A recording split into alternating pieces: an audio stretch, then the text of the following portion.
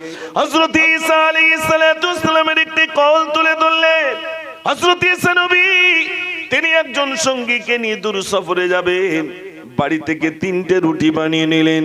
3টে রুটি বানিয়ে নিয়ে দূর সফরে যাবেন। অনেক রাত হয়ে গেল। শিষ্যকে বললেন, শিষ্যরে ক্ষুধা পেয়ে গেল, বাড়ি থেকে 3টে রুটি এনেছিলাম, ওই রুটিগুলো তুমি সামনে নিয়ে এসো। 3টে রুটি আনার পরে ঈসা নবী আর অনুসারী 2টো রুটি বন্টন করে খেয়ে নিলেন। আর বললেন, একটা রুটি তুমি প্যাকেটের ভিতরে রেখে দাও, যখন ক্ষুধা পাবে 3য় রুটিটা আমাকে দিও। হুজুর, নিশ্চয়ই দেব। প্যাকেটের ভিতরে রেখে দিলেন। একদিন পার হয়ে গেল। 2য় দিন যখন আবার এলো, ঈসা নবী ডাকলেন, অনুসারীরে আবার তো খিদে পেয়ে গেল, পুনরায় যে রুটিটা তোমার কাছে রেখে দিয়েছিলাম ওই রুটিটাই তুমি নিয়ে এসো, আমরা দুজনে বন্টন করে খেয়ে নেব। সঙ্গী বলছে, হুজুর রুটি আপনি দেননি। না, আমি দিয়েছিলাম। সঙ্গী বলছে, হুজুর রুটি আপনি দেননি, যা এনেছিলাম সব খেয়ে নিলাম। ঈসা নবী দেখলেন, সর্বনাশ, এত বড় মিথ্যুক তো আর দেখা যায় না। তাকে রুটি রাখতে বললাম, এখন বলছে 3টে রুটি আমি খেয়ে নিলাম। ভাইরা আমার, ঈসা নবী সঙ্গীকে বললেন, সঙ্গী রে, আমার সঙ্গী চলো। বহু দূরে যখন চলে গেলেন, ভাইরা আমার দেখলেন একটা নদী পড়লো, কোনো নৌকা নাই, কোনো জাহাজ নাই। ঈসা নবী বললেন, অনুসারী, কোনো নৌকা নাই, কোনো জাহাজ নাই, কেমন করে পারাবো? এক কাজ করো, তুমি আমার হাতটি ধরো, আমি আর তুমি হেঁটে হেঁটে ওপারে চলে যাবো। ঈসা নবীর সঙ্গীকে হাত ধরলেন, হেঁটে হেঁটে এপার থেকে ওপারে কি বলছেন, অনুসারী রে, যে আল্লাহর কুদরতি ক্ষমতায় এই নদীটা আমি আর তুমি হেঁটে হেঁটে পার হলাম, কোনো নৌকা নাই, কোনো জাহাজ নাই, আমি আর তুমি হেঁটে হেঁটে পার হলাম। সেই আল্লাহকে সাক্ষী রেখে বলো, যে আল্লাহ আমাকে আর তোমাকে হাঁটার ক্ষমতা দিয়েছেন, সেই আল্লাহকে সাক্ষী রেখে বলো, 3য় রুটিটা কোন ব্যক্তি খেয়েছে? হুজুর, এই জন্য নদী হাঁটাচ্ছেন, আমি কিন্তু রুটি খাইনি। তুমি রুটি খাওনি? বলছেন না। ভাইরা আমার, ঈসা নবী বললেন, চলো বাবা। বেশ কিছু দূর চলে গেলেন। ঈসা নবী সঙ্গীকে ডাকলেন, সঙ্গী রে, শোনো শোনো, ওই দেখো একটা হরিণ হেঁটে যায়, হরিণটাকে ধরো। হরিণটাকে ধরলেন, জবাই করলেন, গোশতগুলো ভুনা করে খেয়ে নিলেন। ঈসা নবী বললেন, অনুসারী রে, হাড় যদি কিছু পড়ে থাকে নিয়ে এসো। হাড় কোনো আনা হলো। ঈসা নবী ফু দিলেন, হরিণ হয়ে গেল। সঙ্গীকে ডেকে বলছেন, সঙ্গী রে, যে আল্লাহর কুদরতি ক্ষমতায় একটা হরিণ ধরেছিলে, হরিণটাকেই জবাই করে গোশতগুলো ভুনা করে খেয়ে নিয়েছিলাম, অবশিষ্ট আরে ফু দিয়েছিলাম, আমার হরিণ বেড়ে গেল। আল্লাহর কুদরতি ক্ষমতায় এমনটি হলো। সেই আল্লাহকে সাক্ষী রেখে বলো, 3য় রুটিটা কোন ব্যক্তি খেয়েছে? আচ্ছা হুজুর, একবার নদী হাঁটাচ্ছেন, একবার ওই হরিণ তৈরি করছেন, আমি বলছি তো রুটি খাইনি, তুমি খাওনি? হুজুর, না আমি খাইনি। ঈসা নবী বললেন, চলো বাবা।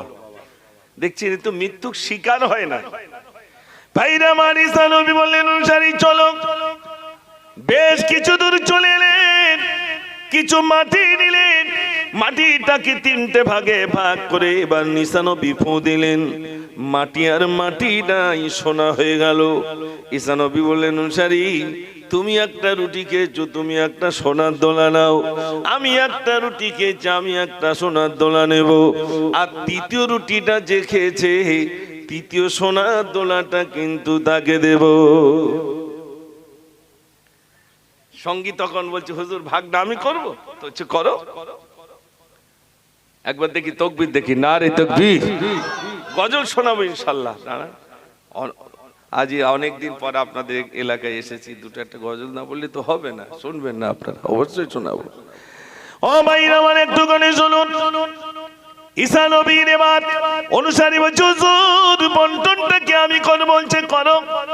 অনুসারী বলছে, হুজুর প্রথম রুটিটা আপনি খেয়েছেন, আপনি একটা সোনার দোলা নেন।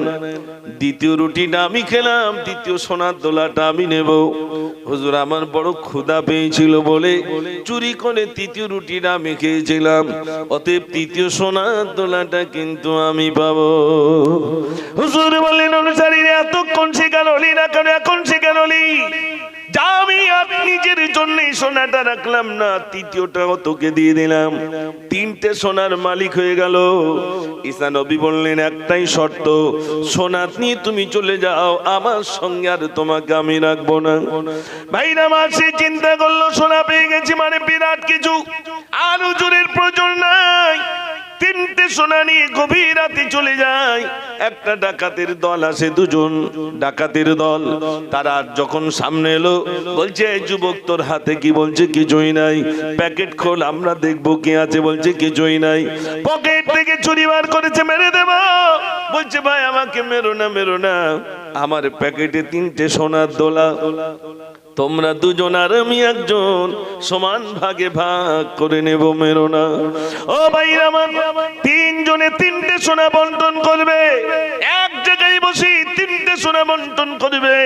এমন সময় একজন বলছে, ভাই দুদিন হয়ে গেল চুরি করতে বেরিয়েছিলাম, পেটে যদি ক্ষুধা থাকে সোনা নিয়ে বাড়ি কি করবো, যদি মারা যায়। আমাদের মধ্য থেকে একজন বাজারে চলে যাক, কিছু খাদ্য কিনে আনুক, আর আমরা দুজন সোনা নিয়ে চৌকি দেই, যেন সোনা কাউকে দেব না। তুমি বাজারে চলে যাও। যেজন বাজারে গেল সে হোটেল থেকে খেয়ে নিল, আর বলছে, ভাই দুটো প্যাকেট বানিয়ে দেন, দুটো প্যাকেট বানিয়ে দেন। এই প্যাকেটেও বিষ দিল, প্যাকেটে বিষ দিল। বিষ দেওয়া প্যাকেটটা যখন ভাইরা আমার হাঁটতে আসতে আসি আর মনে মনে করে এই বিষ দেওয়া প্যাকেটটা আমি নিয়ে যাই, ওরা দুজন খাবে, ওরা দুজন তো মারা যাবে। তিনটে সোনার মালিক আমি একা হব। তিনটে সোনার মালিক একা হবে। ও ভাই আমার, তিনটে সোনার মালিক একা হবে। যে দুজন সোনা চৌকি দেয়, ওরা দুজন বলছে, বন্ধু তিনটে সোনা তিনজন, না না না না, ও যেই না আমাদের সামনে আসবো পেটে মারবো ছুরি, ও তো মারা যাবে। তিনটে সোনার মালিক আমরা দুজন হব। এখন সোনা কে পায়? ও খাদ্য আনতে গেছে আর এদিকে ছুরি ধার দিচ্ছে। সোনা তিনটে নিয়ে বসে, সোনা আমি বন্টন করব, তবে একটু জোরে আওয়াজ দিতে হবে সবাই। আর যা দাঁড়িয়ে আছেন সবাই ভিতরে আসুন, একবার জোরে আওয়াজ দেন, না থাকবে। ও ভাইরা আমার, অনেকদিন পরে আপনাদের এই মণিপুরে এসে এত ভালো লাগে। আমি তো আপনাদের গায়ের ছেলে, একটুখানি শুনে না, আমি বলছিলাম দুনিয়া দুনিয়া। ও সোনার বন্ধুরা, কিতাবের ভিতরে এসেছে জবরদস্ত আল্লাহর ওলি তিনি রাস্তা দিয়ে চলেছেন, আর একটা যুবকের ওই রাস্তার আগমন ঘটলো। আল্লাহর ওলি যুবককে জিজ্ঞাসা করলে, যুবক তুমি রাত্রে কোথায় যাও? যুবক বলে, হুজুর আমার মনিবের স্ত্রীর প্রসব বেদনা শুরু হয়েছে, বাচ্চা হবে, তা আমাকে বললেন একটু তুমি আগুন আনতে যাও, এই জন্য আমি আগুন আনতে যাচ্ছি। বললেন, শোনো শোনো, তুমি যার জন্য আগুন আনতে যাচ্ছ, তোমার মনিবের স্ত্রীর একটা মেয়ে সন্তান হবে, আর ওই মেয়েটা বড় হয়ে 100 পুরুষের সঙ্গে জেনা করবে। তুমি কি তার জন্য আগুন আনতে পারো? ওই মেয়ে বড় হয়ে 100 পুরুষের সঙ্গে জেনা করবে, তুমি তার জন্য আগুন আনতে যাচ্ছ? বলছে, না না না না, কখনো না। ভাইরা আমার, ফিরে চলে এলো। আল্লাহর ওলির কথা শুনে ফিরে চলে এলো। দেখে মনিবের একটি স্ত্রী, মনিবের স্ত্রীর একটি শিশু বাচ্চা জন্ম হয়েছে। যদিও পীর সাহেব বললেন মেয়ে কন্যা হবে, তাও তো দেখলেন কন্যা হলো, একটা মেয়ে হলো। এরপরে তার মুখের দিকে তাকায় আর বলে, আই রে, এর বাঁচিয়ে রেখে কি লাভ? বড় করে 100 পুরুষের সঙ্গে জেনা করবে, কে তো বাঁচানো যাবে না। মনের ভিতরে ভাইয়ের আমার তার মারার ইচ্ছা হলো। পকেটে চলে একটা ছুরি বসিয়ে দিল মেয়েটার পেটে। যেই না ওই বাচ্চাটির পেটে বসিয়ে দিল, মনের ভিতর দয়ারে এই বাচ্চাটিকে যদি মরে যায়, গায়ের মানুষ আমাকে মেরে দেবে। বাবা পালাই, পালাতে পালাতে পালাতে গ্রাম ছেড়ে অন্যত্র চলে গেল। এদিকে বাচ্চাটিকে ডাক্তারের কাছে নিয়ে যাওয়া হলো। বাচ্চাটি সুস্থ হলো, কিন্তু সে দেশ ছেড়ে বিদায় হয়ে নিল। দেশ ছেড়ে বহু বছর হয়ে গেল, 20 বছর হয়ে গেল। হঠাৎ মায়ের সন্ধান পেল, মা আমি তোমার কলিজার টুকরা সন্তান বেঁচে রয়েছে, মা আমি অমুক দেশে রয়েছি, আমি কিন্তু ঘরে যাব, আমি এখনো বিয়ে শাদী করিনি, মা আমার জন্য একটা সুন্দরী মেয়ে দেখো। সুন্দরী একটি মেয়ে দেখা হলো, বিবাহ হয়ে গেল। বাসর রাত্রে দেখছে বিবির পেটে একটি দাগ, বিবিকে বলছে, বিবি এটা কিসের দাগ? বিবি বলছে, প্রাণের স্বামী, আমাদের বাড়িতে একটা চাকর ছিল, ওই চাকরটা আমাকে ছুরি দিয়ে মেরেছিল, তার যার দরুন দাগটা কিন্তু আজও আমাদের পেটে রইল। সে মনে হলো সর্বনাশে, যার মেরেছি ছুরি সেই তো এখন আমার বিবি। এখন শুনে দেখি 100 পুরুষের সঙ্গে জেনা করেছি কিনা। যদি বলে হ্যাঁ, তালাক পড়বে না? পড়বে না ভাই, একটু জোরে বলে। হ্যাঁ, আমাদের দিকে অনেকে তালাক দেয়, আর এখন তো তালাক তুলে দিয়েছে নাকি। অনেক মহিলারা বলছে তালাক তুলে দিয়েছে সরকার। তালাক তুললে লাভ কি জানেন, আর লসটা শোনেন। মনে করুন আমি মুজাফফর রাত দিন বিভিন্ন জায়গায় জলসা করি, আমি বাড়িতে রাত্রে গিয়ে দেখছি একটা ছেলে আছে বাড়িতে, তা আমি বিবিকে তাহলে বলবো, যাক আমি ঘর থাকি না, তুই ভালো করিস, এই কথা বলবো নাকি ভাই? এ কথা তো বলা যাবে না। তাহলে কি করবেন? মারবেন? মারলেই তো আপনাকে থানায় যেতে হবে। তাহলে কি করবেন? শরিয়াত এই জায়গায় তালাকের ব্যবস্থা করেছে। আহা, ও ভাই আমার, তালাকের ব্যবস্থা করেছেন। আজ যাদের তালাক নাই, আমার যে সমস্ত গায়ের কম ভাইরা, তাদেরকে জিজ্ঞাসা করবেন তালাক নাই বলে কত পেরেশানিতে পড়ে রয়েছে, না ছাড়তে পারছে, না বিদায় দিতে পারছে, কিছুই করতে পারে না, কিছুই করতে পারে না। স্বামী যদি একটা মারে, বিবি 10টা মারে। কথা ভুল না সত্য? একটা মারলে 10টা। ও ভাইরা আমার, দেখবেন রাস্তাঘাটে অনেক ছেলে গালি দেয়, ছোট্ট ছোট্ট বাচ্চাদের মুখে গালি।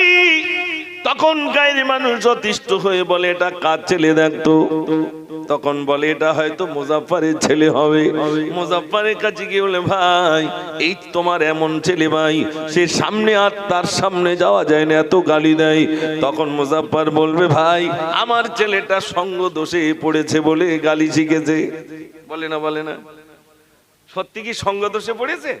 না ভাই আমার, সঙ্গ দোষে পড়েনি। স্বামী আর স্ত্রীর ভিতরে এত গালি হয়, রাত যাপন পর্যন্ত রাত পার হয়ে যায় গালি দিতে দিতে। এ যদি 5টা গালি দেয়, স্বামী দেয় 10টা গালি। স্বামী যদি 5টা দেয়, বিবি দেয় 10টা গালি। কলিজার টুকরা সন্তান সব ক্যাসেট করেছে, করেনি ভাই? সব ক্যাসেট। এই যে এখন দেখছেন সব ছেলেদের হাতে সব মোবাইল, সব মোবাইল, সারাদিন 2 হাতে এরকম এরকম করছে, করছে না ভাই? কি সর্বনাশ, ব্রেন হ্যাং হয়ে যাচ্ছে তাদের। শুধু তারা ওই বাড়ির পাশে দেখবেন মার মার এরকম আওয়াজ হচ্ছে।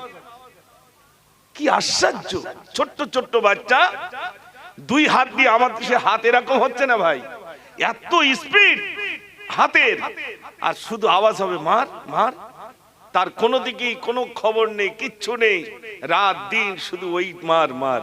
বলুন তো ওই ছেলেটা, আচ্ছা ওই যে গেম যারা খেলছে, বর্তমান যারা গেম খেলায়, আপনাদের হরিপুরে হয়তো সব খেলে না, যা বলছি চৈতলের দিকে, ও ভাই একটুখানি বলবেন যে ওইখানে কি এরকম কোন সিস্টেম আছে মাছ ছাড়া, যে কাউকে কারো গায়ে জামানি বলে জামা পরানো, বা কেউ খেতে পাচ্ছে না বলে 2টো ভাত দিতে হচ্ছে, এরকম গেমের কোন সিস্টেম আছে? না, শুধু মার। মাছ ছাড়ার কোনো কিছু আছে? মাছ ছাড়ার কোনো কিছু নেই। এই ছেলেটি তাহলে যত বড় হবে তার জীবনে মাছ ছাড়ার অন্য কিছু শিখবে বলে মনে হয় না। গ্রাম শেষ হয়ে যাচ্ছে ভাই, মিলাদ দিচ্ছেন আলহামদুলিল্লাহ, কিন্তু এই গেম খেলা যাচ্ছে না। যদি কারোর কোনো ভাই যদি এই গেম দয়া করে খেলেন, আমি আজ থেকে হাত জোড় করে, যদি বলেন পায়ে ধরে যেতে তাও যাব, দয়া করে তা থেকে ফিরে আসুন। তার কেটে যাবে, ব্রেনের তার কেটে যাবে, সব শেষ, সব শেষ, লাইফ বরবাদ, পড়াশোনা সব শেষ। কি জিনিস এসে গেল। আগের মানুষ ওই পুতুল নাচ খেলা টেলা দেখতো, মাঠে যখন ধান টান কাটা শেষ হয়ে যেত তখন ওই সাইডে দে, ওই দিক পুতুল নাচ দে, সে তো একটা দিক ছিল। কিন্তু বর্তমান দুনিয়া মুঠি মে মোবাইল দিয়েছে। ইদানিং চৌমাতে একজন ভ্যানওয়ালা, পা ভ্যান মানে মোটরও লাগাতে পারেনি, বেচারি কি বলছে, ওই ভিভো না কি মোবাইল রয়েছে একটা দাও দিন, আমার ছেলে না দিলি সে বিষ খাতে যাচ্ছে। ছেলে বলছে আমি বিষ খাবো যদি মোবাইল না দাও। ও ছেলের এমনি বিষ দিয়ে দেওয়াই ভালো। ও সোনার ভাইয়ের একটুখানি শুনুন, বড় দুঃখের কথা, বড় আফসোসের কথা। আজ সমাজের সন্তানগুলো, আমাদের কলিজার টুকরা সন্তানগুলো শেষ হয়ে যায়। এমন গেম এসে গেল যে গেমে আমাদের সন্তানগুলো পাগল হয়ে গেল। সারাটা দিন শুধু গেমে ব্যস্ত, সারাটা দিন শুধু গেমে ব্যস্ত। ও সোনার ভাই, তাদের জবানে শুধু মার মার কাট কাট কথা হলো। বলুন বলুন, ওই সন্তানটা আমাদের দ্বারাই কি কাজ হতে পারে? আমি বাপ হয়ে একবারও আমার ছেলেটাকে বললাম না, বাবা এমন কাজ তুমি করো না, বাবা করো না। ও সোনার ভাইরা, আমি বাপ হয়ে আমার ছেলেটাকে মানা করতে পারলাম না। ওই ছেলের দ্বারাই কোনো কাজ হতে পারে না, হতে পারে না। 24টা ঘন্টা ওই গেম নিয়ে পড়ে রয়েছে। ও সোনার ভাইরা, বলুন বলুন, সমাজ কি রসাতলে যেতে, রসাতলে যাবে না? ও ভাইরা আমার একটুখানি বলুন, আজ এখানে আপনারা যে উপস্থিত আছেন, আমি আপনাদের কাছে বলছিলাম, ওই মন করে বললাম আমি তালাক দেব কি না দেব। বিবির কাছে জিজ্ঞাসা করব, এ বিবি, আমি শুনলাম নাকি যার পেটে এমন একটি দাগ থাকবে সে নাকি 100 পুরুষের সঙ্গে জেনা করবে। মনে আছে তো ভাই? 100 পুরুষের সঙ্গে নাকি জেনা করবে। আমাদের ইমাম আজম আবু হানিফা রহমাতুল্লাহ আলাইহি, এক রাজামশাই তানার স্ত্রীকে তিনি তালাক দিয়েছেন। আমাদের গ্রামের দিকে তালাক পড়ে তো নাকি ভাই? তালাক পড়ে, তখন মেম্বাররা বলে ওসব বাদ দাও দিন, ওসব সিস্টেম উঠে গেছে।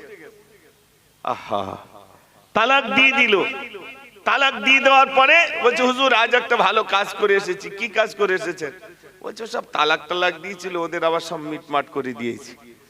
মিটমাট করে দিয়েছে সাধারণ লোক, এ তালাক দিয়েছিল আর সাধারণ মানুষ গিয়ে মিটমাট করে দিয়ে ওদের সংসার বহাল করে এসেছে। ভাই, ওটা কি সংসার বহাল হয়েছে? হ্যাঁ না বলেন না? না, জানেন তালাক কি জিনিস? জানেন না? সর্বনাশ, মিটমাট করে সব কমপ্লিট করে দিয়ে এসছে মেম্বার সাহেব, যে ওদের সংসারটা যাতে সুখী হয়। সুখী হবে না, যতদিন সংসার করবে ব্যভিচারিতে লিপ্ত হবে, যতদিন সংসার করবে ব্যভিচার করছে। ও ভাইরা, বড় দুঃখের কথা বলছি তো। আমি বলছিলাম তালাক, তালাক কি জিনিস, কত সূক্ষ্ম ব্যাপার। দেখেন ভাইরা আমার, বলছিলাম রাজামশাই তিনি তালাক দিয়েছেন তানার স্ত্রীকে। তালাক দেওয়ার কারণ, তালাক দেওয়ার কারণ হলো তানার স্ত্রী ওই তরকারি যখন শেষ হয়ে যায়, তরকারিটা ঝোল থাকে না ভাই, ওই ঝোলটা শুধু জিভ দিয়ে চাটে। তো রাজামশাই দেখলো বিয়ে একটা করলাম, তা বউটা তো হাঁড়ি চাটে। তো রাজামশাই তখন বলল, বিবি এরকম ভাবে যদি তুই হাঁড়ি চাটিস তো 3 তালাক। ক তালাক ভাই? 3 তালাক। তো এইরকম ভাবে যদি হাঁড়ি চাটিস তো 3 তালাক। তো রাজামশাই বিবিকে বললেন, বিবি অলরেডি হাঁড়ি চেটেছে, চাইলে ক তালাক পড়বে ভাই? 3 তালাক পড়ে গেল। গায়ের মানুষ সব সর্বনাশ, রাজামশাই নিজের স্ত্রীকে তালাক দিয়েছে। ভাইরা আমার, রাজামশাই স্ত্রীকে তালাক দেয়। রাজামশাই সকল আলেমদেরকে ডাকলেন, ও আলেমেরা, আমি আমার স্ত্রীকে তালাক দিলাম। ক তালাক দিয়েছেন? 3 তালাক দিলাম। বললো 3 তালাক যদি দিয়ে দেন, এক বইটাকে যদি আপনি 3 তালাক দিয়ে দেন, তাহলে আপনার কাজ হলো ওই স্ত্রীকে অন্যত্র বিয়ে দেওয়া, এবং তিনি যদি ছেড়ে দেন তাহলে আপনি পাবেন, না ছাড়লে পাবেন না। সে যদি ছেড়ে দেয় তাহলে পাবে, মানে অন্য জায়গায় পুনরায় বিয়ে দিতে হবে। বিয়ে দেওয়ার পরে তারপরে যদি ছাড়ে, তারপর 3 মাস 10 দিন পর আপনি বিয়ে করতে পারবেন। রাজামশাই বলে, কি সর্বনাশ, আমার স্ত্রীর আবার অন্য জায়গায় বিয়ে দিতে হচ্ছে, কিছু করার নেই, তালাক দিয়েছে, সাজা পেতেই তো হবে। ও ভাই আমার, এরপরে রাজামশাই দেখলেন সর্বনাশ হয়ে গেল। আমাদের গ্রামের দিকে দেখবেন অনেকেই তালাক দিয়ে দেয়। মাওলানা সাহেবের কাছে গিয়ে বলে, হুজুর আমি আমার বিবিকে তালাক দিলাম, কিন্তু কি করব কেউ জানে না, কেউ জানে না। 1000-5 টাকা দেবো, আপনি একটু ঠিকঠাক করে দেন। বলে না, বলে না? আমি মুজাফফর যদি বলি, মনে করি ঠিক আছে 1000-5 টাকা দিস, কোন একটু কারোর সাথে বলতে হবে না, এদিক ওদিক করে দেবো। আমি যদি তা করি তা আমার স্ত্রীটাও তালাক হবে।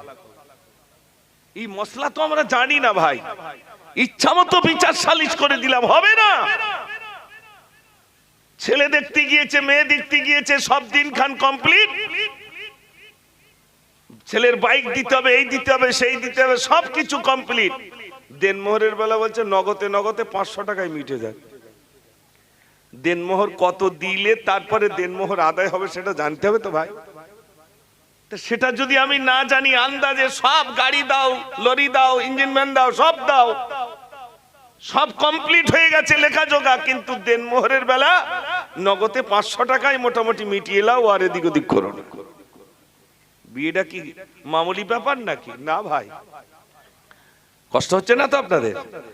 ও ভাই আমার একটু করে শুনুন, আমি আপনাদের কাছে বলছিলাম সব আলেম এসে গেলেন রাজার দরবারে, সব আলেম এসে বলছে না রাজামশাই স্ত্রী তালাক হয়ে গেল। আর একটা অল্প বয়সী আলেম এসে বলছেন আমি বলছি তালাক হয় নাই। সবাই বলছে তালাক হয়ে গেছে, আর অল্প বয়সী আলেম বলছে তালাক হয় নাই। এখন আলেমদের ভিতরে যুদ্ধ হবে না হবে না? এক পক্ষ বলছে তালাক হয়ে গেছে, আর এক পক্ষ বলছে অল্প বয়সী আলেম বলছে তালাক হয় নাই। ভাইরা আমার যখন এই বলেছেন তালাক হয় নাই, এবার তালি বুঝিয়ে দিতে হবে তালাক কেন হয় না। রাজামশাই কি করলেন? ও ভাইরা আমার, ওই ছোট্ট মাওলানা ছোট বয়সের আলেমকে ডেকে বললেন আপনি একটু তালি বুঝিয়ে দেন কেমন করে তালাক হয় নাই। রাজামশাই বিবিকে ডাকলেন আর রাজাকে ডাকলেন। ভাইরা আমার, ইমাম সাহেব অল্প বয়সী আলেম, তিনি আর অন্য কেউ নন, তিনি হলেন ইমামে আজম আবু হানিফা রাহমাতুল্লাহ আলাইহি, আমাদের ইমাম। তিনি ডাকলেন রাজামশাই দিকে আসেন। রাজামশাইকে ডাকলেন আর বললেন রানীকে ডাকেন। রানীকে ডাকলেন, রাজাকে জিজ্ঞাসা করলেন আপনি কেমন করে তালাক দিতেন বলুন, কিসের জন্য তালাক দিয়েছিলেন বলুন। রাজামশাই বলছে আমি তালাক দিয়েছিলাম আমার স্ত্রী হাড়ি চাটে বলে। বলে কেমন করে হাড়ি চাটতো? বলছে হাড়িতে জিভ দিয়ে এমন করে চাটতো বলে। আমি রাজা বলেছিলাম এমন করে হাড়ি চাটলে তো 3 তালাক। রানী বলছে, রানীকে জিজ্ঞেস করছে আপনি কি করে চেটেছিলেন বলুন। রানী বলছে আমি প্রথমে হাড়ি ওই জিভ দিয়ে চাটতাম, কিন্তু রাজামশাই যখন বললো এরকম ভাবে তুই হাড়ি চাটলি তো 3 তালাক, তখন আমি কি করলাম, আমার এই সাদা আঙুল দিয়ে হাড়ির সমস্ত ঝোলগুলো এক জায়গায় করে ওই আঙুল দিয়ে তুলে আমি আঙুল চেটেছিলাম। ইমামে আজম বলছেন তালাক হয় নাই। জোরে বলুন না সুবহানাল্লাহ। ফায়সালা হয়ে গেল। ও ভাই, এগুলো তো জানতে হবে। হাড়ি তো চাটেনি, চেটেছে কি? আঙুল, অতএব তালাক হয় নাই। ইনিই ছিলেন ইমামে আজম আবু হানিফা রাহমাতুল্লাহ আলাইহি। জোরে বলুন না সুবহানাল্লাহ। গজল বলতে গেলে মাইক ভালো করতে হবে, এ তো মোটে বাজতেছ না, কথা বলতে তো আওয়াজ যাচ্ছে না। হ্যাঁ, কিন্তু গজল বলবো কি করে? তো ওতে ভোল্টেজ নেই, বক্স চলতেছ না। আমি মিলাদ করতেছি, অসুবিধে নেই। আগে ও যদি বেকার কেন দোষ দিলাম, ভাই সাউন্ড দেয় না তা কিসির গজল হবে? সাউন্ড দিতে হবে, তাহলে গজল হবে ইনশাআল্লাহ। আর যে আলোচনা রাখছি ইনশাআল্লাহ, আলোচনা লাইভ অনেকে দেখছে, দুটো একটা গজল শুনবে, কিন্তু কিছু করার নেই তো ভাই। একটু তাকবীর দেন না, নারে তাকবীর। একটা গজল শোনাই আলহামদুলিল্লাহ, না তো আপনার দুঃখ করবেন। আমি গজল শোনাবো ইনশাআল্লাহ। মায়ের কথা বারে বারে কেন মনে পড়ে, সোহাগ ভরা আদর পেলে মায়ের আঁচল তলে। মা জননী হারিয়েছে যার সেজন বুঝেছে, মা কথাটি কত মধুর ছিল সে জানতে পেরেছে। তাই তো আমি খুঁজে মরি, মা যে আমার আসল তরি, হারিয়ে গেছো আমায় ছেড়ে, তোমায় খুঁজি সবে। ও মা তুমি একবার এসো, ডাকবো প্রাণ ভরে। মায়ের কথা বারে বারে কেন মনে পড়ে, সোহাগ ভরা আদর পেলে মায়ের আঁচল তলে। নারে তাকবীর।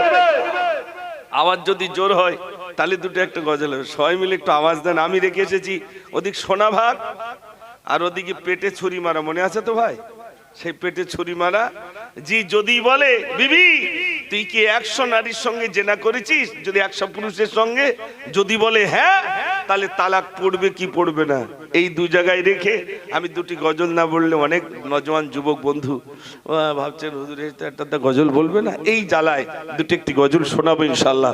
তবে আওয়াজ একটু জোর হলেই শোনাবো, দেখি সবাই মিলে আওয়াজ দেন না, নারে তাকবীর। এটা আপনাদের মসজিদে আজান হলো, আল্লাহু আকবার, আল্লাহু আকবার। আল্লাহ মহান, আল্লাহ বড়। বলেছে না বলেননি? বলেছে। আপনারা দেখেছেন দিল্লির মসজিদের মিনার থেকে মাইকগুলো খুলে ফেলে দেওয়া হয়েছিল। যারা ফেলেছিল তারা এমন রোগে আক্রান্ত হলো, ছুটে পথ পায় না, তাড়াতাড়ি এসে যারাই মাইকগুলো ফেলেছিল তারাই আবার মাইক তুলে দিয়ে দিল, যে এই মিনারের মাইকগুলো তারাই আবার তুলে দিয়েছে। একটু জোরে বলুন না সুবহানাল্লাহ। ভাইরা আমার, তো আমি আপনাদের কাছে বলছিলাম যে আমি আপনাদের কাছে বলছিলাম যে আজানের কথা, মহান রবের কথা। আমি একটা গজল লিখেছিলাম, আজান সুরে সুরে তব নাম গাই, মদিনার মিনারে সেই নাম হয়। আজান সুরে সুরে তব নাম গাই, মদিনার মিনারে সেই নাম হয়। আমি তো বারবার ডাকি তোমায়, নামাজি দাঁড়িয়ে সেজদায় গিয়ে বলি শুধু আমি আল্লাহ, ওগো আল্লাহ, ওগো আল্লাহ, ওগো আল্লাহ, ওগো আল্লাহ, ওগো আল্লাহ, ওগো আল্লাহ, ওগো আল্লাহ, ওগো আল্লাহ। সোনের পাখি আর জোনাকি এত রং আজ কোথায় পেলি, যার কোন গান করছে তারা, মুখে আছি শুধু মধুর বলি। এসব কিছুই সবই তোমার, তুমি যে রহমান, তুমি দয়াবান, তুমি তো মোদের আল্লাহ। ওগো আল্লাহ, ওগো আল্লাহ, ওগো আল্লাহ, ওগো আল্লাহ, ওগো আল্লাহ, ওগো আল্লাহ, ওগো আল্লাহ, ওগো আল্লাহ। নারে তাকবীর। আলহামদুলিল্লাহ। আমি শোনাচ্ছিলাম আপনাদের কাছে, এ দুনিয়া দুনিয়া নয়, এরপর অনন্ত কাল ধরে থাকতে। মনে আছে তো ভাই? শোনাবো ইনশাআল্লাহ। ভাইরা আমার, আমি বলছিলাম এদিকে সোনা ভাগের কথা বলছিলাম। ও ভাইরা আমার, যখন ভাইরা আমার সোনা তিনটে নিয়ে বসে রইল আর ছুরি দাঁত দিচ্ছে, ওদিকে যখন বাজারে চলে গেল, বাজার থেকে খাদ্য নিয়ে আসে। খাদ্য নিয়ে যখন সামনে চলে এলো, এদের ইচ্ছা অনুযায়ী পেটে মারলো ছুরি, সঙ্গে সঙ্গে পড়ে গেল। যেই না পড়ে গেল, এরা তিনজন, এরা দুজনে তিনটে সোনার মালিক হয়ে গেল। এরা বলছে ভাই আমরা তো তিনটে সোনার দুজন মালিক হয়ে গেলাম। খোদার তাড়নায় ওকে বাজারে পাঠিয়েছিলাম, ও বাজারে গেছি, দেখো দুই হাতে দুটো প্যাকেট নিয়ে এসেছে। এই প্যাকেটও বিষ আছে, ও প্যাকেটও বিষ আছে, কিন্তু এরা জানে না। তুমি একটা প্যাকেট নাও, আমি একটা প্যাকেট নিয়ে দুজনে খেয়ে নেব। দুজনেই দুটো প্যাকেট নিল।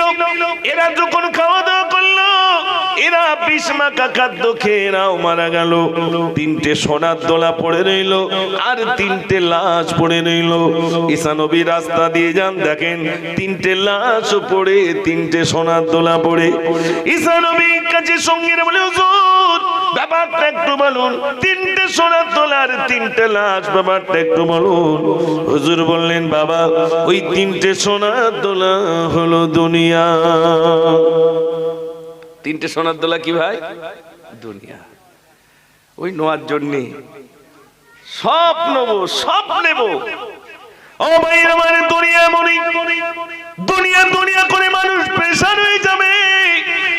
দুনিয়া পড়ে থাকবে, আমাকে আপনাকে চলে যেতে হবে, আমাকে আপনাকে চলে যাওয়া লাগবে। ও সোনার ভাইরা আমার, দুনিয়ায় বিরাট কিছু পাওয়ার আছে, এই দুনিয়াকে পাওয়ার আছে। নামাজ ছেড়েছিলাম, রোজা ছেড়েছিলাম, হজ ছেড়েছিলাম, যাকাত ছেড়েছিলাম, এমনকি গরিবের হকগুলো আমি নষ্ট করেছিলাম, সব কিছু আমি বরবাদ করেছিলাম দুনিয়াকে পাওয়ার আশায়। এই দুনিয়াকে পাওয়ার আশায় সব যখন ছেড়ে দিয়েছিলাম, ওই দুনিয়া আমাকে ছেড়ে চলে যাবে। ও ভাইরা আমার, দুনিয়া আমাকে ছেড়ে পালাবে, আমি খালি একা পড়ে রইব।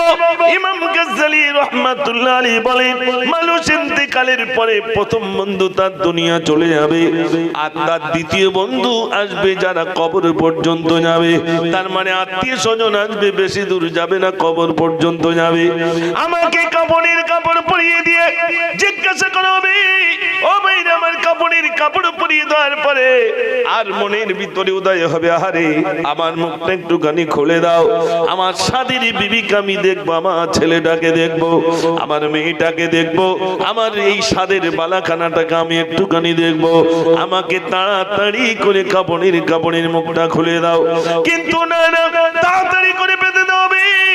ও ভাইরা আমার, আমাকে যখন কাঁধে করে নিয়ে যাওয়া হবে, খাটিয়াই করে যখন নিয়ে যাওয়া হবে, তখন মনে করবে আমি বুঝি একা যাবো না, এতগুলো মানুষ আমার সঙ্গে আছে, সব আমার সঙ্গে যাবে।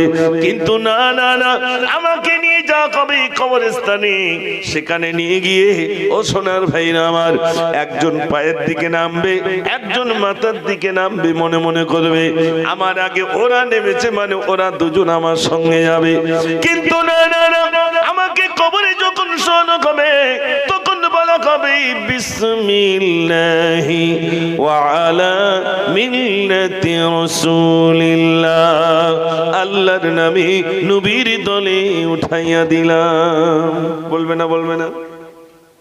এতদিন তুমি অন্য দলে ছিলে, এতদিন তুমি বেনামাজির দলে ছিলে, এতদিন তুমি নামাজ আদায় করনি, এতদিন তুমি কোরআন পড়নি, এতদিন তুমি শরীয়তের মাপকাঠিতে চলনি, এতদিন তুমি মদ খেয়েছো, এতদিন তুমি জুয়া খেলেছো, এতদিন তুমি সুদ খেয়েছো, এতদিন তুমি অন্যায় কাজ করেছো। আর ইমাম সাহেব বলে দিলেন বিসমিল্লাহি ওয়া আলা মিল্লাতি রাসূলিল্লাহ, আল্লাহর নামে নবীর দলে উঠায়া দিলাম। অত সহজে কি নেবে? একটু জোরে বলেন। দুনিয়ায় তো বেনামাজির দলে ছিলাম, দুনিয়ায় তো তাসের আড্ডায় ছিলাম, দুনিয়ায় তো সুদ নিয়ে আমি পড়েছিলাম, দুনিয়ায় এতিমের মাল আত্মসাৎ করলাম, দুনিয়ায় গরিবের মালগুলো আমি লুণ্ঠন করলাম। আর আমার ইন্তেকালের পর ইমাম সাহেব যত বড় ইমাম হোক না কেন, যদি বলে দেন বিসমিল্লাহি ওয়া আলা মিল্লাতি রাসূলিল্লাহ, আল্লাহর নামে নবীর দলে উঠাইয়া দিলাম, অত সহজে নেবে না। ও ভাই আমার, আমারে কবরে শুইয়ে দাও, কবরে শুইয়ে দিয়ে এরপরে যখন বাঁশগুলো দেওয়া হবে, মাটি দেওয়া হবে, তখন বলা হবে মিনহা খালাকনাকুম, এই মাটি থেকে তোমাকে সৃষ্টি করা হয়েছিল। তারপরে বলবেন ওফিহা নুঈদুকুম, আবার ওই মাটিতে তোমাকে দাফা করে দিলাম। তারপরে বলবেন ওয়া মিনহা নুখরিজুকুম তারাতান নুখরা, আবার ওই কবর থেকে, ওই মাটি থেকে একদিন তোমাকে তোলা হবে। তুলবে না, তুলবে না ভাই? আবার তুলবে।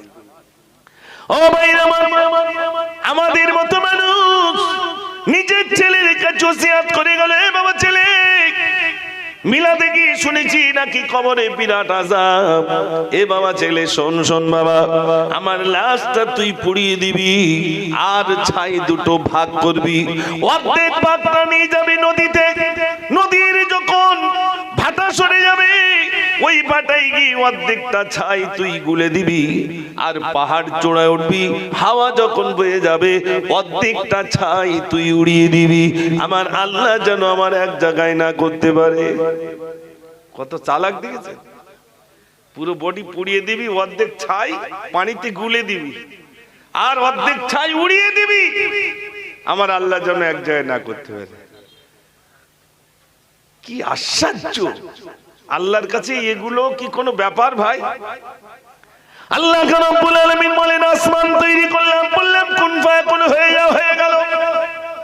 জমিন তৈরি করলাম, কিছু তৈরি করেছে আমার আল্লাহ বলেন এগুলো 4 দিনে তৈরি করলাম। ইন্না ফি খালকিস সামাওয়াতি ওয়াল আরদ, নিশ্চয়ই আসমান, এই চন্দ্র, এই সূর্যগুলো দেখে জ্ঞানী মানুষের নিদর্শন, এগুলো দেখবার নির্ণয় করবে আমার আল্লাহ তাআলা কত মহান, আমার আল্লাহ কত মহান। আল্লাহ বলেন এগুলো তৈরি করতে আমার 4 দিন সময় লেগেছে। আমি শুধু বলেছিলাম কুন ফায়াকুন হয়ে যাও, হয়ে গেল। কিন্তু যখন মানুষ তৈরি করলাম, মানুষ তৈরি করার সময় আমি কুন ফায়াকুন বলি নাই। আমার আল্লাহ বলছেন আমার কুদরতি হাতে আমি আমার বান্দাদেরকে তৈরি করলাম। জোরে বলুন না সুবহানাল্লাহ। ও সোনার ভাইরা, আল্লাহ রব্বুল আলামিন আমাদের কুদরতি হাতে তৈরি করেছে, এত সুন্দর করে তৈরি করেছেন, এত সুন্দর করে তৈরি করেছেন। আমার আল্লাহ বলছেন আমি যা কিছু তৈরি করলাম, আমি যা কিছু তৈরি করলাম সব থেকে আমার বান্দাদেরকে আমি সুন্দর তৈরি করলাম। খলাকাল ইনসান, ও ভাইরা আমার আল্লাহ বলছেন আমি সব থেকে আমার বান্দাদেরকে সুন্দর করে তৈরি করলাম। আর সেই বান্দা আল্লাহর সঙ্গে কি বেয়াদবি করে, সেই বান্দা নিজের ছেলের কাছে ওসিয়াত করে যায়, এ বাবা ছেলে আমার মরণের পরে আমাকে পুড়িয়ে দিবি, অর্ধেকটা ছাই পানিতে গুলে দিবি, আর অর্ধেকটা ছাই হাওয়ায় উড়িয়ে দিবি। আমার আল্লাহ যেন এক জায়গায় না করতে পারে। ও ভাই আমার আল্লাহ বলছেন বান্দারে পালাবার কোনো জায়গা নাই, কোথায় পালিয়ে যাবি? যদি বাংলাদেশ যাস ওটা তো আমার জায়গা, যদি ফ্রান্সে যাস ওটা আমার জায়গা, যেখানেই যাবি সেটাই তো আমার জায়গা। আমি আল্লাহ দুনিয়াটা আমি প্যাকেট করে রাখলাম, পালাবার কোনো জায়গা নাই, পালাবার কোনো জায়গা নাই, সবই আমার জায়গা। একটু জোরে বলুন সুবহানাল্লাহ। ও সোনার ভাইরা আমার, অতএব আমাকে মৃত্যুবরণ করতেই হবে, করতেই হবে, রেহাই নাই। কবরস্থ করার পরে একজন ফেরেশতা আমার কাছে আসবে, ফেরেশতা এসে আমাকে ডাকবেন, প্রথম প্রশ্ন করবেন মান রব্বুকা, তোমার রব কে? তোমার রব কে? একজন বলবে কান থেকে সরে যাও, বলবে তুমি কে? বলবে আমাকে কি তুমি চেনো না? বলবে না আমি তো তোমাকে চিনি না। ভাইরা আমার, একজন বলবে কান থেকে সরে যাও, বলবে তুমি কে? বলবে আমাকে কি তুমি চেনো না? বলবে না আমি তো তোমাকে চিনি না। বলবে শোনো, আমার পরিচয়টা অন্য কিছু নয়, আমি অন্য কেউ নয়, আমি হলাম তার বন্ধু নামাজ। একটু জোরে বলুন সুবহানাল্লাহ। ও ভাইরা আমার, ওই অন্ধকার বাঁশবাগানে আমাকে আপনাকে দিয়ে আসবে, ছেলে হলো না, মেয়ে হলো না, সবাই অর্থ নিয়ে ভাগ বাটনা শুরু করবে। কেউ আমার সেদিন সঙ্গী হলো না। আমার সঙ্গী হলো যখন আমার ভোরবেলা মুয়াজ্জিন আযান দিতেন, আসসালাতু খায়রুম মিনান নাওম, কম্বলটাকে সরিয়ে দিয়ে আরামের বিছানা ত্যাগ করে ঠান্ডা পানিতে ওযু করতে করতে কাঁপতে কাঁপতে মসজিদে গিয়ে বলতাম আল্লাহু আকবার। আল্লাহর বড়ত্ব মহত্ব গুণগান করতাম, আল্লাহর হুকুম পালন করতাম বলে মহান রব্বুল আলামিন খুশি হলেন।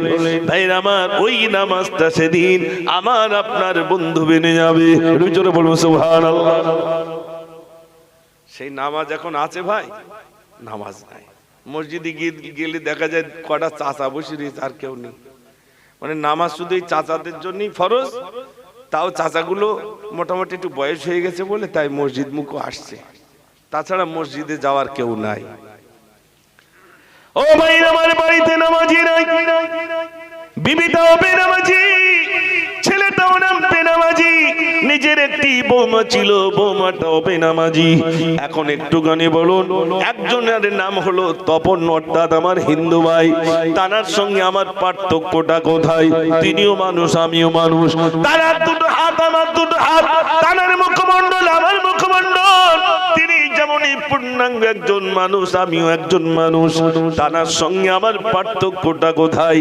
তপন কাকা নামাজ পড়ে না, আর আমি মোজাফফর নামাজ পড়ি, মাঝখানে একটা আল, উনি নামাজ পড়েন না, আমি নামাজ পড়ি। জোরে বলুন সুবহানাল্লাহ। এখন যদি আমিও বেনামাজি হই, উনি যেমনিতে বেনামাজি, উনিও বেনামাজি, আমিও বেনামাজি, তাহলে তপন কাকার সঙ্গে মোজাফফরের কি কোনো পার্থক্য থাকলো? একটু জোরে বলেন। ও আমিও তো তাই, শুধু পেশাব করে পানি নেয় না, আমাদেরও অনেকেই নেয় না। ঠিক বলছি না ভুল বলছি ভাই? পেশাব করে পানি নেয় না বলে তাই, ওরকম তো আমিও। আমার ঘরের ছেলেগুলো তো তাই। তাহলে তপন কাকার সঙ্গে আমার পার্থক্যটা কিছুই নেই। সে যেমন দুনিয়া করে ছুটছে, আমিও দুনিয়া করে ছুটছি। তার যেমনি নামাজ নাই, আমারও নাই, অতএব দুজন সমান।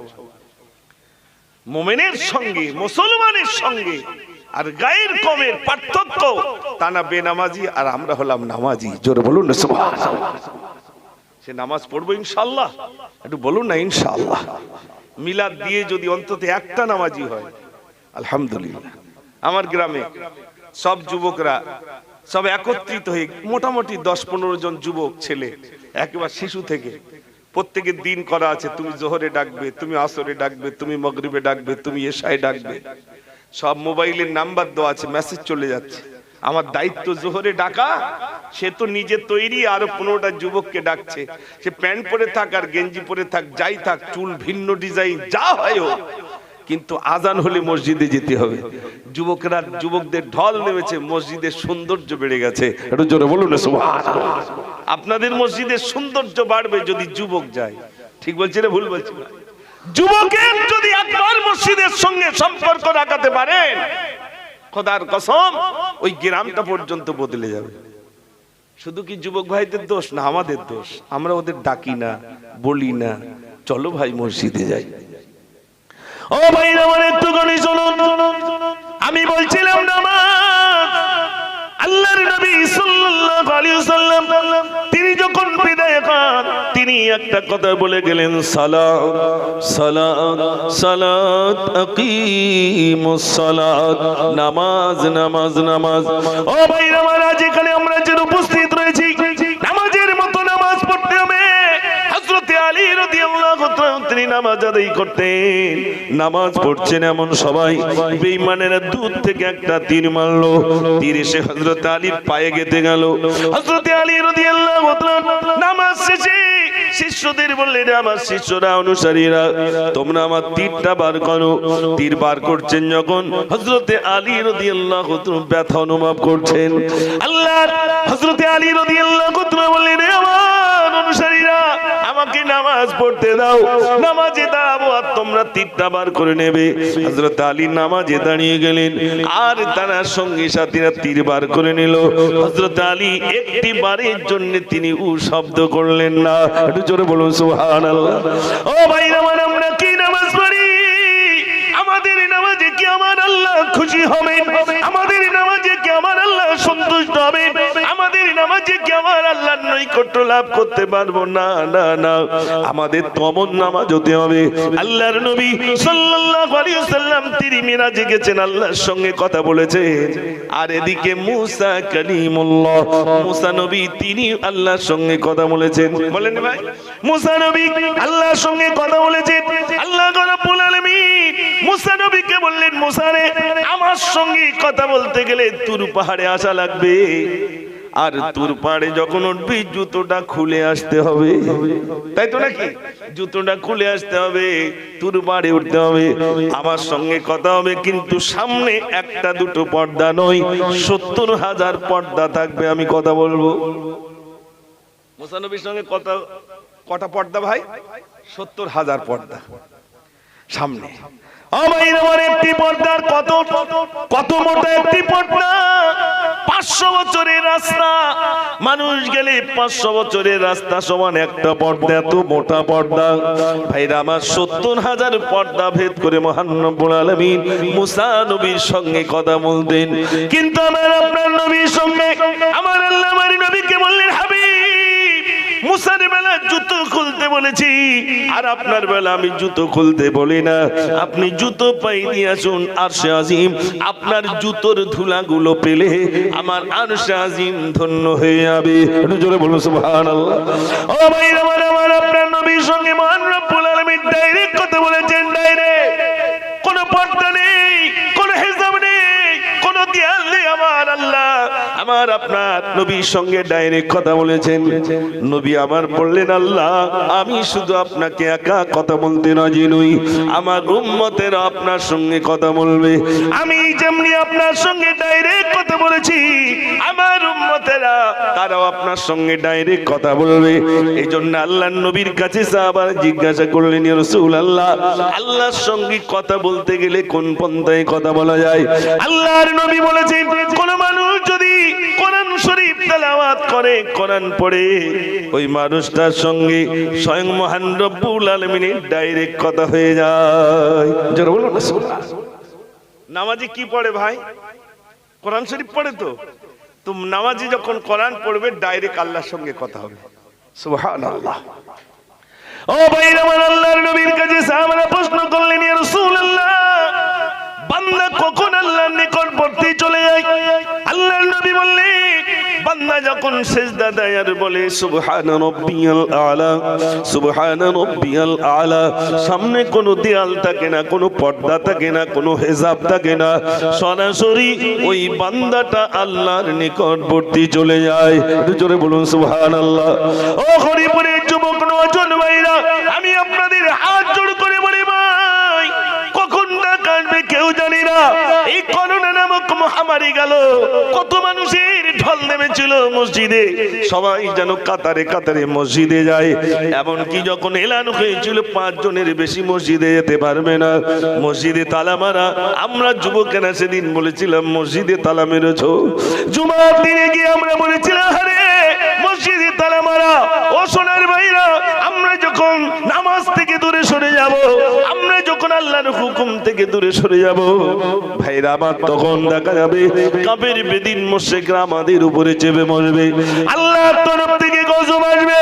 ও সোনার ভাইরা, একজন হিন্দু ভাই তিনি সোশ্যাল মিডিয়ায় এসে বলছেন, এই করোনা নামক মহামারী যেতে পারে, তোমরা মন্দিরগুলো খুলে দাও আর মসজিদগুলো তোমরা খুলে দাও, তোমরা গুরুদাও খুলে দাও, গির্জাগুলো খুলে দাও। প্রত্যেকটা মানুষ তারা নিজ নিজ ধর্মাবলম্বী, তারা তাদের উপাসনালয়ে গিয়ে তারা তাদের প্রভুর কাছে কাঁদবে। তারা যখন তাদের প্রভুর কাছে কাঁদবে, মানুষ যখন তার স্রষ্টার কাছে কাঁদবে, চোখের পানির বিনিময়ে হয়তো স্রষ্টা প্রভু তিনি হয়তো মহামারীটা তুলে নিতে পারেন। তাছাড়া এর কোনো ওষুধ নাই, তাছাড়া এর কোনো ভাইরামারি নিস্তার নাই। ডাক আসলেই যেতে হবে, বেহুশতির সহিত মৃত্যু হবে।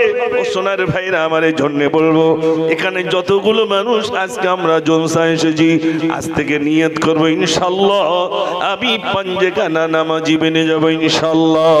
বলুন ইনশাআল্লাহ। আল্লাহ তুমি নামাজি বানিয়ে দিও। সবাই বলুন আমিন। আমার ভাইরা, মিলাদ হবে, প্রচুর হবে মিলাদ। আমার পরেও বড় বড় বক্তা আসবেন, কিন্তু নামাজি, নামাজি মুমিন যিনি হবেন, বসিয়া হুজুর কি লিখেছে জানেন? ও ভাইরা আমার, মুমিন ব্যক্তির নিশানা, মৃত্যুর সময় কোনো কষ্ট হবে না, মুমিনের কোনো কষ্ট হবে না, একেবারে আসানে শহীদ মৃত্যুবরণ হয়ে যাবে। যেমনি ভাইরা আমার, মায়ের কোল থেকে, মা ঘুমালে মায়ের কোল থেকে একটা শিশু সন্তানকে কেড়ে নিলে মা যেমনি জানতে পারে না তার জান কানা ঠিক তেমন কবজ হবে, তিনি বুঝতে পারবে না। একটু জোরে বলুন সুবহানাল্লাহ। ও ভাইরা আমার, আর বেনামাজি হলে, আল্লাহর নাফরমানি বান্দা হলে এত কষ্ট জিভ কানা পেরিয়ে যাবে, আর ভাইরা আমার কলিজা শুকিয়ে যাবে। মনে হবে পৃথিবীর সমস্ত পানিগুলো পান করলে বুঝি কষ্ট নিবারণ হবে না। এত কষ্ট মৃত্যু কষ্ট। আল্লাহর নবী বলেছেন, একটা জীবিত উট, তাকে যদি জীবিত অবস্থায় চামড়া ছাড়ানো হয় যেমন কষ্ট হবে, তার থেকে বেশি কষ্ট হলো মৃত্যু কষ্ট। জীবিত উটের বা জীবিত কোন পশুরের চামড়া ছাড়ালে কষ্ট হবে না? হবে না ভাই? কষ্ট হবে, তার থেকে বেশি কষ্ট মৃত্যু কষ্ট। আপনারা দেখেননি কত মানুষ প্রস্রাব করে ফেলে, পায়খানা পর্যন্ত করে ফেলে, তাহলে কি আসানের শহীদ হচ্ছে বলে মনে হয়? না না। ও ভাই আমার, এত কষ্ট ওই সময় শয়তান আসবে, শয়তান এসে বলবে, তোর কেউ একটুখানি পানি দেয় না, তোর ঠোঁটে কেউ পানি দেয় না, গালে পানি দেয় না, আমি তোর জন্য একটা সারাপ এনেছি, সুন্দর পানি এনেছি, এই পানিটা তুই একটুখানি পান কর। পান করলেই কিন্তু দেখবি নিবারণ হয়ে যাবে, কষ্ট নিবারণ হয়ে যাবে। ও ভাই, দুনিয়ায় এসেছিল সব খেয়েছিলাম, এখন মৃত্যুর সময় যদি ওই পানি নিয়ে আসে, শয়তান বলবে একটা শুধু শর্ত একটুখানি বলতে হবে, লা ইলাহা, যার মানে হলো আল্লাহ নেই, আল্লাহ নেই। এইটা বললেই কিন্তু আমি তোকে পানি দেব। যদি বলেন তাহলে আমি খাবো নাও পানি, দুনিয়ায় তাই পানি চেনা দেয় না, কোনটা ঘোলা পানি কোনটা টোলো পানি। ঠিক বলছি না ভুল বলছি ভাই? ও তো জনমের মতো খাচ্ছে। দুনিয়াতে পানি চিনতে পারি না, আর মৃত্যুর সময় পানিটা চিনবো কি করে ভাই? ও সোনার ভাইরা, জবরদস্ত আল্লাহর ওলি, ছোটখাটো ওলি নয়, জবরদস্ত আল্লাহর ওলি মৃত্যু মুখে পতিত হয়ে গেলেন।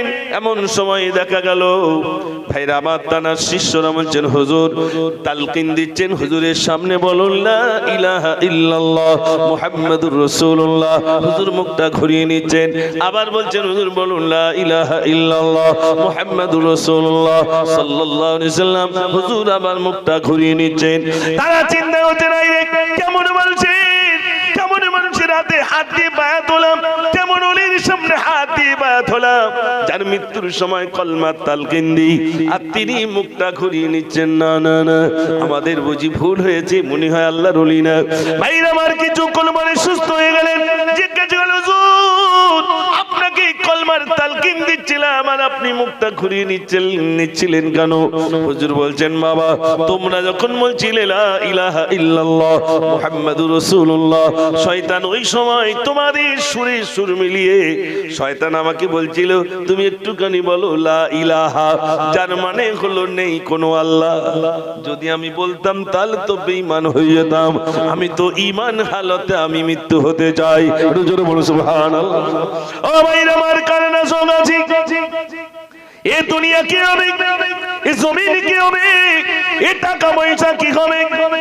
ভাইরা আমার, আপনারা দেখেছেন সোশ্যাল মিডিয়ায়, দেখেছেন জার্মানির দিকে দেখেছেন, ফ্রান্সের দিকে দেখেছেন, ভাইরা আমার, ভাইরা আমার, এমনকি চাইনার দিকে দেখেছেন, চীনার দিকে দেখেছেন, ভাইরা আমার, টাকাগুলো রাস্তায় পর্যন্ত ছড়িয়ে দেওয়া হলো। টাকা কি হবে?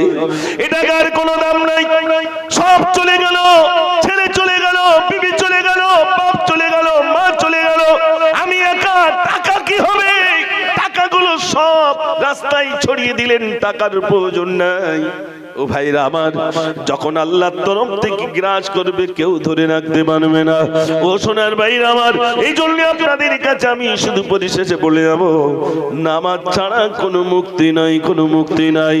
নামাজ একমাত্র পারে জীবনের নোংরাগুলো দূর করতে পারে। নামাজ ছাড়া জীবনের কালিমাগুলো, অন্যায়গুলো দূর হতে পারে না।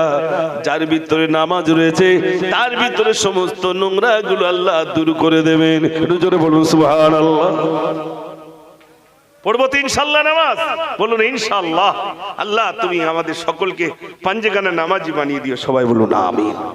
দুটি গজল আপনাদের শোনাবো ইনশাআল্লাহ। নামাজ পড়তে বললাম, নামাজ পড়ার আগে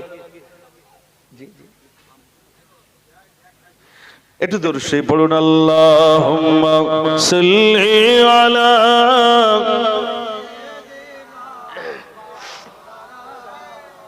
وعلى آل سيدنا। দেখি মদিনার অলি গলি, কোথায় নবীজির কদম ধুলি। দেখি মদিনার অলি গলি, কোথায় নবীজির কদম ধুলি। যতন করে রাখবো তোমায় পাক মদিনার ধুলাবালি। দেখি মদিনার অলি গলি, কোথায় নবীজির কদম ধুলি। আল্লাহুম্মা সাল্লি আলা।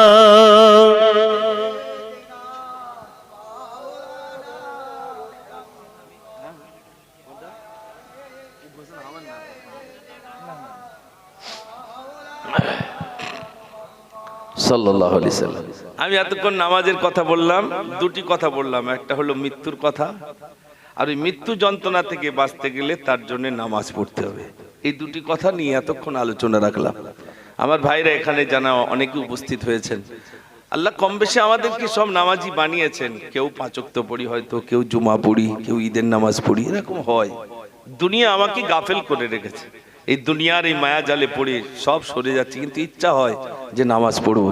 আবার লজ্জাও লাগে অনেকের, মসজিদে গেলে কে কি বলবে তার ঠিক নাই, এরকম মনে হয় না ভাই? মসজিদে গেলে আবার দু একজন চাচার চোখের দিক দেখে আর বলে কদিন হবে আগা, তা সে তখন চিন্তা করে সর্বনাশ, আমি একটু এসছি, তো আমার যদি এইরকম করে তা আমি কি করেও বা আসি। এই জন্য যারা মসজিদে আছেন, একজন গেলে তাকে এত প্যার করতে হবে, মহাব্বত করতে হবে, সে তখন বলবে না পরে রক্ত যাবো, চাচা আমার এত ভালোবাসে, আমার যেতেই হবে। যাবে না ভাই? যাবে আরো বেশি। কিন্তু আমরা এগুলো করব না, আমরা তাদেরকে মহব্বত করব, ভালোবাসবো। জীবনে অনেক মদ খেয়েছিল, কিন্তু সে যখন মসজিদে যাবে পিছনের কথাগুলো সব ভুলে যাব। সুদ খেয়েছে, জুয়া খেলেছে, টিকিট খেলেছে, অনেক অন্যায় করেছে, সবগুলো ভুলে গিয়ে একটা ভালো কাজ নিয়ে তাকে আমরা আলোচনা করব, একটা ভালো দিক নিয়ে। কোন মানুষের খারাপ দিক নিয়ে আলোচনা করব না। চায়ের দোকানে যদি কোন মানুষের ভালো দিক নিয়ে আলোচনা হয়, বিশ্বাস করুন ও দোকানের লোক কম হবে। আর যদি খারাপ নিয়ে আলোচনা হয় সব কিন্তু লোক বেশি হবে।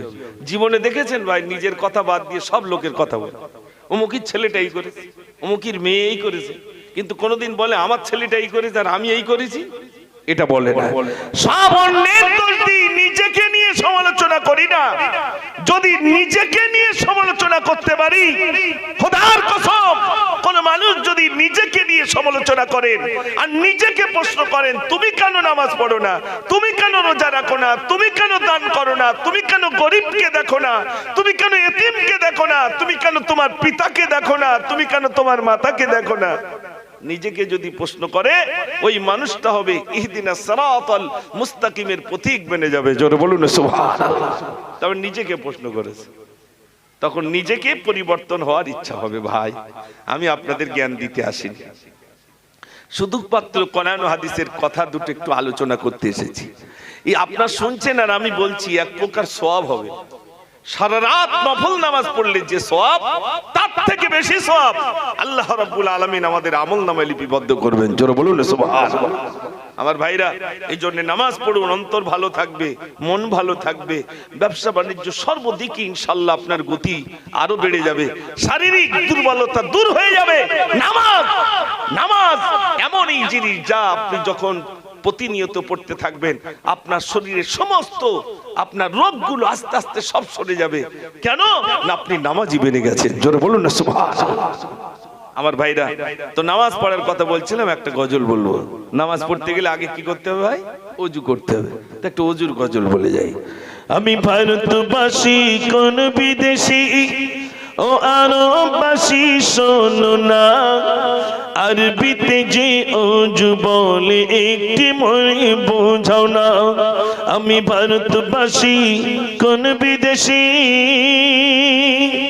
আমি ভারতের লোক, তুমি আরবের, কি করে ওযু করতে একটু বলে দাও না। তো তখন ভারতবাসী জানো ওযুর কথাটা বোঝাচ্ছে। ওযুর বায়ান করব আমি, শুনে তুমি লবে, ওযু করতে না ভুলিলে সফল হবে তবে। কাবার দিকে মুখটি করে উঁচু জায়গায় বসিয়া, আর ছিটিয়ে যেন ওযুর পানি না যায় শরীর ভিজিয়া। আমি ভারতবাসী কোন বিদেশি। তোমার যখন ওযু করবে, তখন যে পানিগুলো পড়বে ওটাই যেন তোমার শরীরের কাপড় চোপড় না ভিজে যায়। এবার কি বলে ওযু করব? বিসমিল্লাহ বলে ওযু তুমি শুরু করো তবে, সর্বপ্রথম দুই হাতেরই কবজে তুমি ধোবে। একটু জোরে বলুন না সুবহানাল্লাহ। এখন সব হাত ধুতে বলছে না ভাই, এখন সব হাত ধুতে বলছে।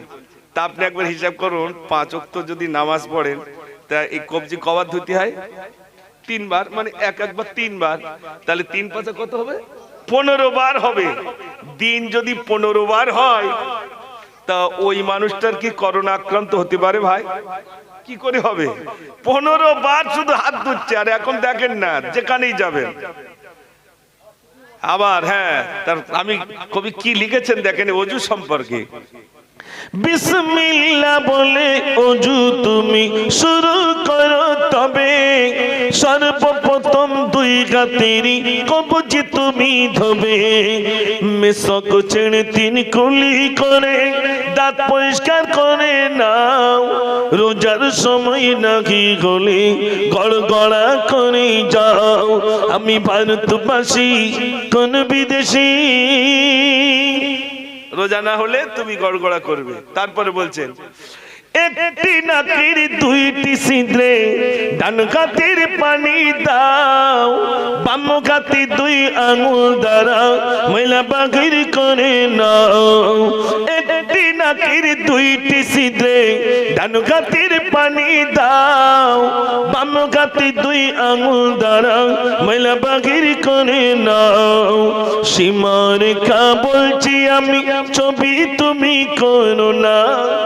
আর বলছি আমি অজুর কথা, ব্যথা মনে নিও না। আমি ভারতবাসী কোন বিদেশি। নাকে পানি দিয়ে দিলেন। আমার দিকে তাকান, শীতের সময় তো আমরা অল্প পানি দিয়ে দেবেন না। এই কোথাতেই কোন পর্যন্ত পানি দিতে হবে সেটা আমাকে জানতে হবে। তবে গজলের ভিতর লিখলাম কপালের ওই চুলের হতে গোড়া থেকে ধরা, আর তুতনি থেকে নিচের দিকে যত দাড়ির গোড়া। এক কানের ওই লতি হতে অন্য কানের লতি, তিনবারেতে ধৌত করো দেবে খোদা জ্যোতি। জোরে বলুন না সুবহানাল্লাহ। অজু করলে কি হবে? জ্যোতি ফিরে যাবে। অজু করলে জ্যোতি ফিরবে ইনশাআল্লাহ। আল্লাহর নবী সাল্লাল্লাহু। আচ্ছা, এটা ধলতা তো দিতে হবে। আলহামদুলিল্লাহ। তো মুখমণ্ডল ধুয়ে নিলাম। এরপরে কি দিতে হবে ভাই? দুই হাত, দুই হস্ত দয়ের কোনই সহ তিন তিনে বারে ধোবে। দুই গাতিরি তালু দিয়ে মাথা মাসায় করে নেবে। শাহাদাত কানের ভিতর। আমরা বাইরে পেস মারি, বাইরে পেস মারলে হবে না। এই কানের ভিতরে যে পেস পেস জায়গাগুলো ওইগুলো মাসা করতে হবে শাহাদাত আঙুল দিয়ে। আর দুই হাতের এই দুটো কানের উল্টো পিটি। তারপরে এই দুটো আছে, এই দুটো এই আপনার মাসা করতে হবে। আমরা কি করি? এত দূর টেনে এনে একটু চুমু খাই। ভাই ঘাড় মাসা করা বাদ দিয়ে আমরা গলা মাসা করি। এটা ভুল করব না। ঘাড় কোনটা? বিজ্ঞান বলছে তুমি কলকাতা থেকে এসেছো, কলকাতা থেকে এসেছো, তোমার শরীরে ক্লান্ত। বিজ্ঞান বলছে তুমি মুখটা ধুয়ে নাও, হাত দুটো ধুয়ে নাও, পা দুটো ধুয়ে নাও, আর কিছু পানি ঘাড়ে দাও, তোমার ক্লান্তি দূর হবে। এটা বিজ্ঞান বলছে। আর 1400 বছর পূর্বে রাসূল বলেছেন তোমার শরীরে খুব ক্লান্তি, তুমি কষ্ট করে এসেছো, মাঠ থেকে এসেছো, কলকাতা থেকে এসেছো, গাড়ি চালিয়ে এসেছো, তুমি ওযু করে নাও, আল্লাহ তোমার ক্লান্তি দূর করে দেবেন। জোরে বলুন না সুবহানাল্লাহ। আমরা বিজ্ঞানের কথা ভাবছি, তাই হাঁটু পর্যন্ত ধুচ্ছি, সেই হাত ধুচ্ছি। হ্যাঁ ইনশাআল্লাহ এই গজলটা শেষ হলো। যদিও দুই হাতের কিনু ধুতে হবে, তারপর পা ধুতে হবে, কিছু পানি দাঁড়িয়ে দাঁড়িয়ে খেতে হবে, আর বলতে হবে আশহাদু আল্লা ইলাহা ইল্লাল্লাহ ওয়াহদাহু লা শারীকা লাহু। একটু তাকবীর দেন, নারে তাকবীর, আল্লাহু আকবার। আমি তো জানি না যেখানে হুজুর আছেন, আলহামদুলিল্লাহ। একটু জোরে তাকবীর দেন না, নারে তাকবীর। সিলসিলা হক ফুরফুরা শরীফ, নারে তাকবীর।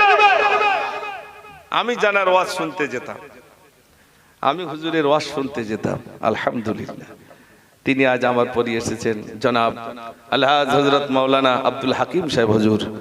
সবাই মিলে তানাকে ইস্তেকবাল স্বরূপ একটু উচ্চ আওয়াজে তাকবীর দেন, নারে তাকবীর, আলহামদুলিল্লাহ। তিনি একজন যোগ্য আলেমে দ্বীন, আলহামদুলিল্লাহ আপনাদের মাঝে এসেছেন, খুব সুন্দর আলোচনা রাখবেন। আমি একটা মিনিট অপচয় করব না, শুধু হুজুর একটা গজল একটু অনুমতি নিয়ে আপনাদের কাছে বলছি।